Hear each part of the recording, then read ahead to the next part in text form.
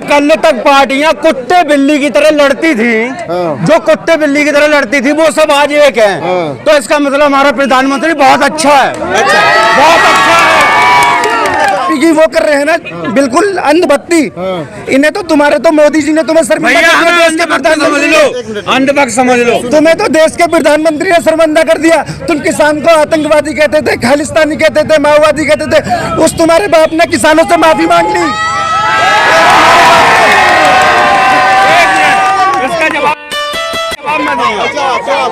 हमारे प्रधानमंत्री को इस बात का धन्यवाद और दिल से आभार करना चाहिए। वो किसानों को सबको समझते हैं। उनने इतने बड़े पद पे होकर उन्होंने कुछ समझ के उनने छोटा बन के माफी मांगी इतने बड़े पद पे। तो वो व्यक्ति कितना सही और कितना अच्छा होगा। वो किसान कहते हैं वो तो खालिस्तानी थे, वो माओवादी थे, आतंकवादी थे। वो माफी क्यों मांगने पड़ गई देश के प्रधानमंत्री को? माफी क्यों मांगने पड़ गई?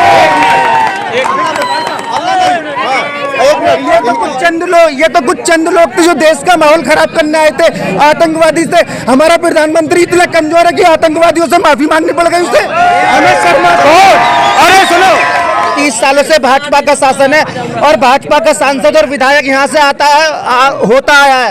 जब से भाजपा कॉलोनी में एक गड्ढा नहीं भरा, एक पानी का कोई निकास नहीं हुआ। आज ये दिखावे के लिए, चाहे साहिब यहाँ जो कॉलोनी है साहिबाबाद, यहाँ के विधायक हो या खोड़ा कॉलोनी के चेयरमैन हो, ये पानी के लिए जगह तलाश रहे हैं। लेकिन इन्हें पता नहीं, जनता ने तुम्हें भगाने की जगह ढूंढ चुके हैं कि कहाँ से भगाना है।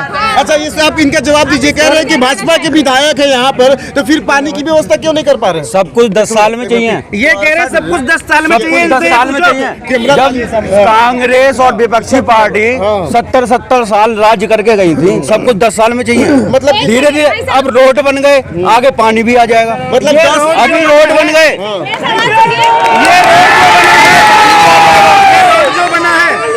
ये रोड जो बना है 2000।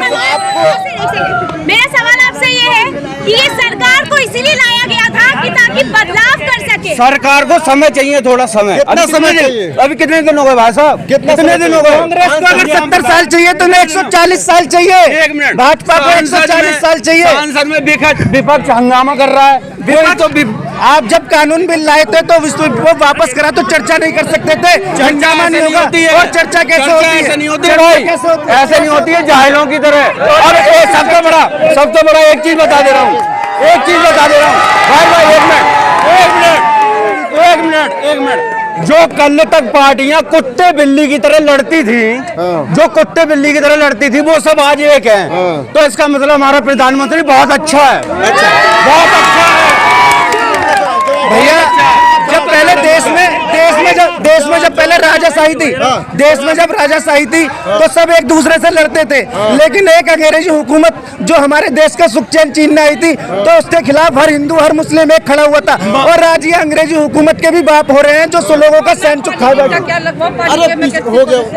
जो अंग्रेजी हुकूमत के भी बाप हो रहे हैं और जो आज बीजेपी की वो कर रहे हैं ना, बिल्कुल अंधभक्ति। इन्हें तो तुम्हारे तो मोदी जी ने तुम्हें शर्मिंदा कर दिया, देश के प्रधानमंत्री। अंधभक्त समझ लो। तुम्हें तो देश के प्रधानमंत्री ने शर्मिंदा कर दिया। तुम किसान को आतंकवादी कहते थे, खालिस्तानी कहते थे, माओवादी कहते थे। उस तुम्हारे बाप ने किसानों से माफी मांग ली। इसका जवाब मैं दूंगा। हमारे प्रधानमंत्री को इस बात का धन्यवाद और दिल से आभार करना चाहिए। वो किसानों को सबको समझते हैं। उनने इतने बड़े पद पे होकर उन्होंने कुछ समझ के उनने छोटा बन के माफी मांगी इतने बड़े पद पे। तो वो व्यक्ति कितना सही और कितना अच्छा होगा। वो किसान कहते हैं वो तो खालिस्तानी थे, वो माओवादी थे, आतंकवादी थे। वो माफी क्यों मांगने पड़ गई देश के प्रधानमंत्री को? माफी क्यों मांगने पड़ गई?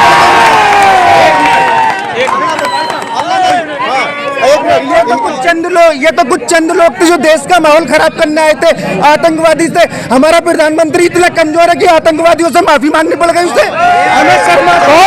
अरे सुनो, आतंकवादियों से माफी नहीं, आतंकवादियों को ठोका जा रहा है। ठोका जा रहा है बॉर्डर पे। ऊपर आरोप लगता है। इसके ऊपर प्रधानमंत्री ने आरोप लगाया। सुनिए, आतंकवादी है। एक मिनट सुनिए। प्रधानमंत्री जी ने पार्लियामेंट में कहा था कि ये खालिस्तानी है, ये आंदोलन जीवी है।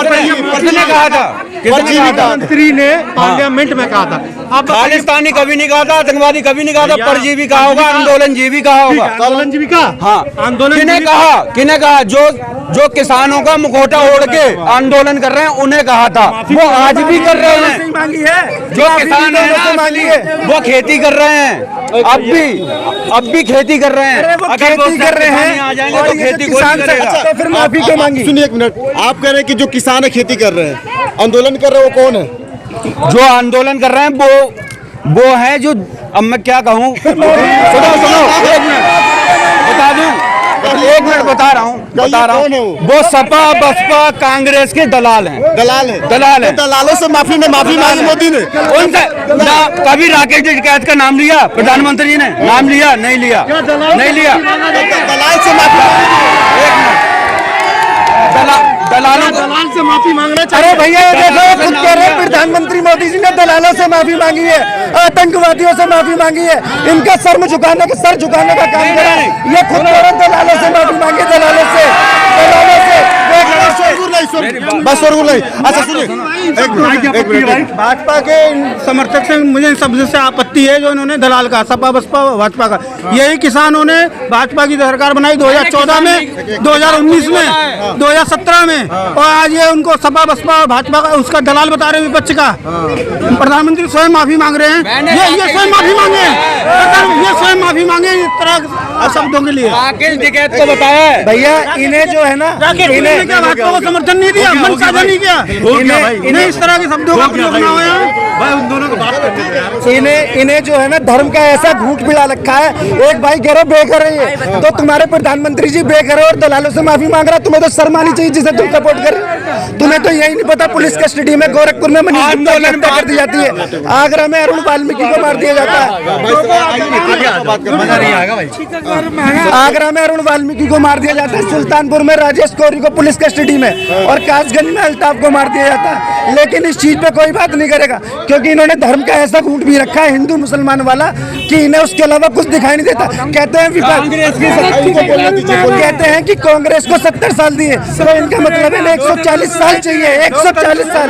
क्राइम के ऊपर बोली, जैसा कि कह रहे हैं कि ऐसे ऐसे घटना क्राइम, जहाँ तक मैं कहूँगा ना, बहुत सही है, बहुत सही है भाई, क्राइम बहुत सही है। भाई ने बोला क्राइम बहुत सही है, क्राइम पे बहुत सही है मोदी जी। चलो ठीक है, ठीक है। जो सपा के राज्य में ना, जो हम दिन रात निकलते हुए गुंडे घूमते रहते थे ना, रात दिन बाइकें चोरी हो जाती थी, आज बता दो बाइकें चोरी हो रही हैं, कौन सी डकैती पड़ रही है, कौन सा क्या हो रहा है।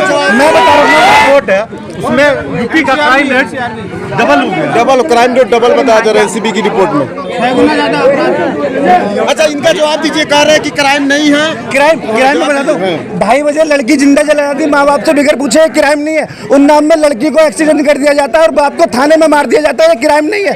उसी विधायक कुलदीप सिंह सेंगर की पत्नी को बीजेपी जिला पंचायत सदस्य का टिकट देती है और उसी कुलदीप सिंह सेंगर से वो महाराष्ट्र साक्षी महाराज जेल में मिलने जाता है। बीजेपी का ये चाल चरित्र है भाई। इनके लिए मैं हर उसमें पत्रकार से यही कहता हूँ कि जो बीजेपी है ना, उनके लिए हिंदू मुस्लिम कोई नहीं है। अगर हिंदू इनका विरोध करे तो वो देशद्रोही है, मुस्लिम कोई विरोध करे तो वो पाकिस्तानी है, सिख कोई विरोध करे तो खालिस्तानी है, दलित अगर कोई विरोध करता है तो वो आदिवासी और नक्सली है। तो इनके लिए कोई वो नहीं है। लेकिन भाजपा का कहना क्या है, सबका साथ सबका विकास। भैया सबका साथ और सबका एक साथ सत्यानाश। आज इन्होंने शिलान्यास किया।